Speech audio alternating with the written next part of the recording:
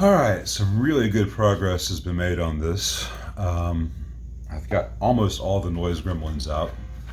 As I mentioned, I'm gonna have to order some parts to redo the screen grids and coupling caps on the output tubes, and it's gonna get a new cathode bias resistor. That 47 ohms is just biasing things too hot. So I imagine it'll probably end up 62, 68, 75, somewhere in that range. Sorted through, found a bunch of quiet tubes. The amp is overall sounding very healthy. On the vibrato channel, that big noise floor is gone.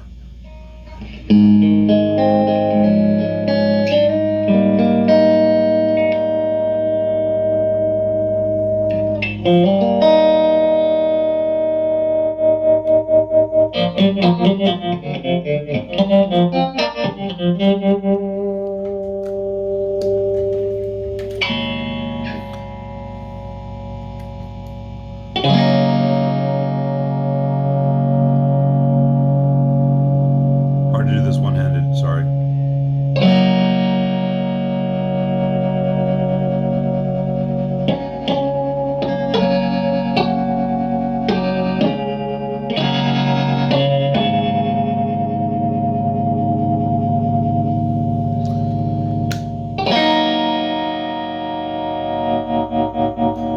But it's working nicely. So that's nice. And the normal channel is just about where it ought to be. Let me turn that cut down for this. Or having to reach around and over the tripod.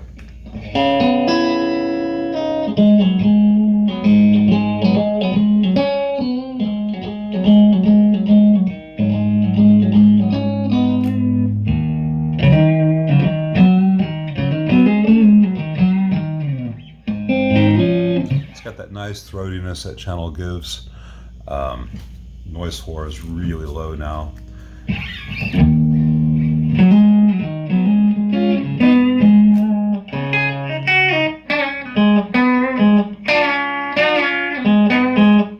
It's a fairly dark channel, as you can hear. That was a bridge on a Strat. Bridge middle.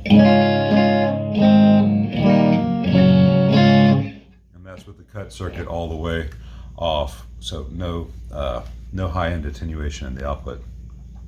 It's one of the reasons on the Excalibur 15 I make my version of that same channel just a little more balanced. It's not bright, it's not like the top boost channel, but it's not as dark, and you can turn the color down to get right here. So that sound is possible. It's just not limited just to that sound. And then on the Brilliant top boost channel, that pop when you plug in is gone, and the channel overall is sounding good, though the treble and bass pot tapers are not great on this particular example. And I'll talk to the owner. It's one of those things, do you want to have the original part even though it's not that great, or do you want to have something more musically useful, albeit with a different non-original part?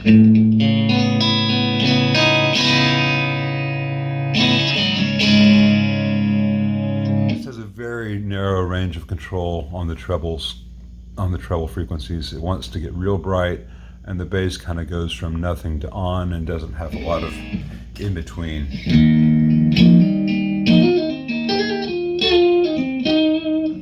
And it's capable of sounding really nice, but it wants to tear your head off with the treble.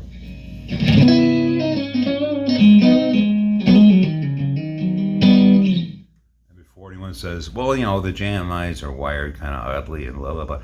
Yeah, I know. I get how the circuit is odd compared to other tube amps, with their versions of treble middle bass. But just the tapers of these individual pots just aren't quite right. Now, it may be original. It may have never been a great example of a 65 AC30 in terms of the pot tapers, but it's certainly possible to dial in a really nice sound. It just takes a little, this is very narrow sweet spots, put it that way.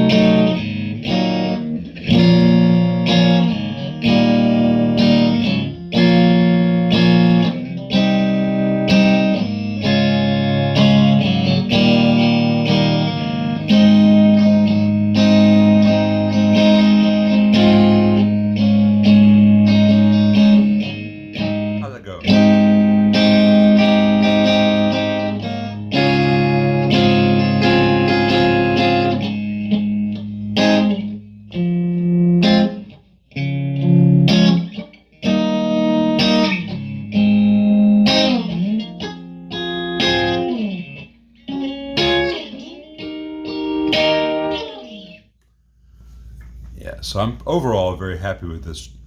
Now the next thing I need to track down, and am I anal about these things? Absolutely. I have the guitar going into the Brilliant input, and I've got the Brilliant volume and normal volume and vibrato volumes all at 0. Got some bleed, and that's going to be in the wiring and lead dress. For instance, right here, this blue wire is the wire going to the volume pot for this. What is it next to? And here's the wiper connection going to something else. And it's passing by all this stuff here in the phase inverter, and it's passing close by a lot of the connections here in the top boost stuff. And if I pull the top boost tube, that bleed is gone.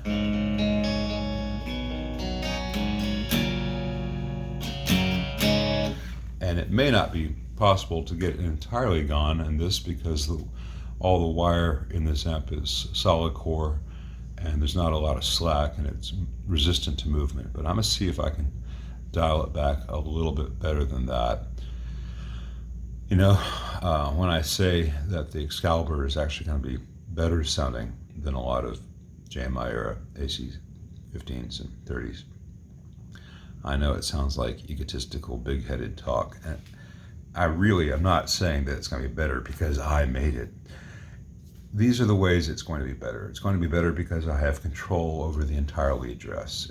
I have control over the entire grounding scheme. I'm not treating every available bit of chassis as a potential ground, and I'm not cramming everything together and adding the whole top boost circuit as an afterthought and just kind of cramming things in, which means that things like crosstalk, the bleed that you're hearing here, won't exist on the Excalibur version of this amp if you get the normal and top boost version.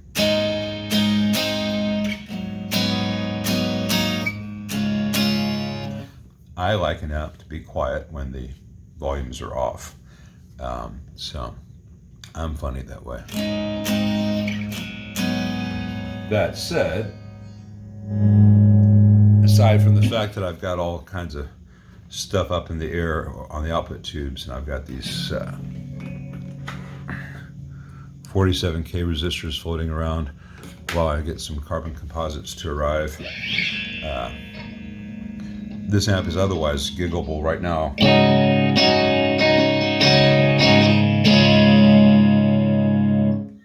The reason these are floating up in the air is, 2 years ago I would have had 50 to 200 of just about every common value resistor used in tube amps, and I would have that in carbon film, carbon composite, metal film, half watt, 1 watt, 2 watt, whatever was called for. But in the last year and a half, the supply chain has been so disrupted that, if I run out of something and it says, hey, more expected in August of 2021, or the cost has gone from 2 cents a resistor to 80 cents a resistor due to supply and demand. Some of the stuff I just held off on, so as I run out of 47K carbon comps, that's not that common a value. And if I needed one, I'd order 3 as opposed to ordering 100 like I used to. So those are values I do not have right now, and so I put in those Vichy metal film, the Dales, for right now. And when the parts come to redo the output section, those will get redone. This green wire up in the air here, attached right there to the bus, is so that I can ground out grids. I was using that while I was tracking down noise, which is how I found where the noise was coming in each section, so I could eliminate it. And this blue wire here is just the foot switch for right now for the tremolo circuit. So it gets uglier before it gets better, but it will get better.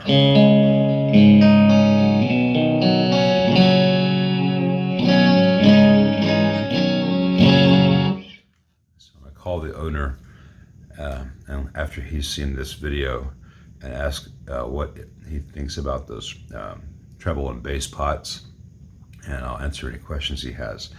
You know, as far as the collector's market goes, as to whether that would devalue the amp, I don't particularly care, but I know that the owner does. I will say that at some point long ago, the original knob was lost on that treble pot, and the chicken heads that are on these use set screws. Well, someone had a non-set screw knob, and I don't know whether they heated the metal shaft and then pressed the plastic onto it, or whether they used super glue. But that non-original chicken head on that treble pot is on there, and I don't know if there's any way to remove it without damaging the pot at this point. People who do things like that should be shot. That's an argument for leaving the treble pot in place. But I think the amp would sound better if the treble bass pot tapers were nicer. And that's a lot of yapping about this amp. I'll put this to the side while I order some components for it and go on to some other things that have been waiting to get on the bench. If you've listened this far, here at the end, the code word for this video is kumquat. Kumquat, a wonderfully silly word.